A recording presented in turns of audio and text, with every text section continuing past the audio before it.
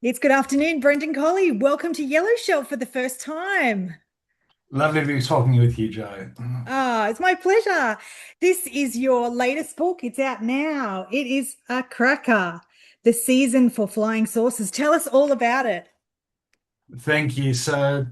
Um, it's my second novel. Yes.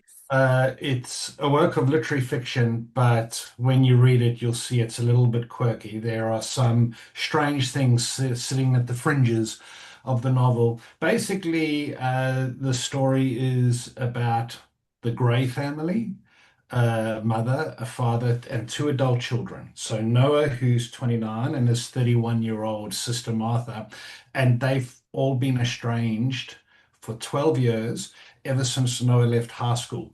And due to an economic downturn, they're forced to live together again under the same roof for one summer. And they have no interest in reconciling or working through their differences. It's a purely practical arrangement.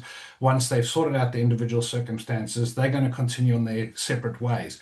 The complication is that the father was abducted by aliens 13 years ago. No one's seen him since, and he's now back in their old house. And what's more, ever since he was abducted, strange lights appear in the Hobart skies during the months of summer. And additionally, Noah, unbeknownst to the rest of the family in the intervening years, he's been typing alien abduction poems on his father's old typewriter. He's lost all hope and he believes he's not meant to know happiness in this lifetime. And through these poems, requests any motherships passing overhead to drop down a beam and whisk him away. And that's the starting premise for the novel. And Brendan, you touched on it because I was reading, the idea of this quirky story with lots of twists, alien abduction, like you mentioned, but really grounded in human emotions and that feeling of, family dynamics, and like even reconnection. Yes. And I think that is the thing I needed to figure out in my own writing. Mm. I've been writing, this is my second novel. So my first novel was published in 2022. It took me 25 years, 26 years to be Wow. published. And that's writing without exaggeration, 2 to 3 hours every day Wow. since university.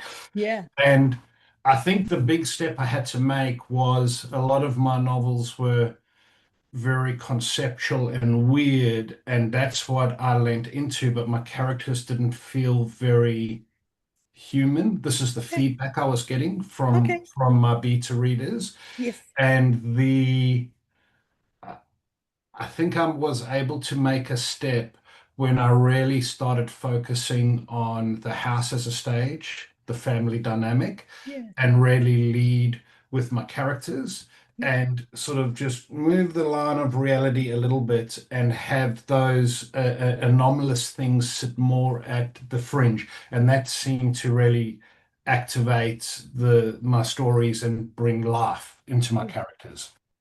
Yeah.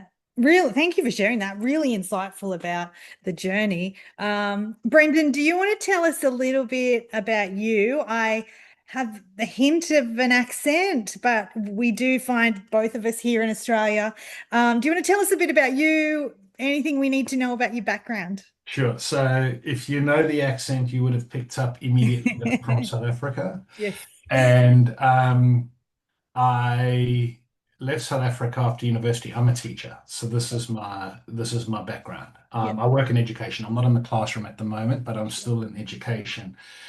And I went on a long journey abroad teaching in the UK and Japan until I finally crossed paths with a wonderful Australian lady who is now my wife, a fellow Yep. teacher. We were both teaching in Japan, and we've now settled down in Australia. We've been living in Hobart for the last ooh, 15 Wow. years or so. But I think a lot of my writing is about the family home Yes. because it, for many years, felt an elusive thing to me.